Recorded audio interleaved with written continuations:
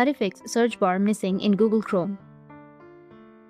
So if you want to fix search bar missing in Google Chrome, then what you need to do is first you just need simply open up your Chrome browser. And as you can see that the search bar is visible in my case, but if it's not visible or if it's missing, then to fix this, you need to just simply go with the three dots icon, which will be on the top right of your Chrome. And now from here, you need to click on settings, which will be on the bottom. And you will have all of these options. You need to go with search engine. Now here, look at the search engine used in the address bar. Often the search bar disappears because the currently selected search engine is causing an issue. So here you can simply change it to a different search engine. Like for example, I like to use it as Google. You can go with Google, select Google, and then go with set as default. Once you've set it as default, you can go back to a new tab and you will have your search engine right there.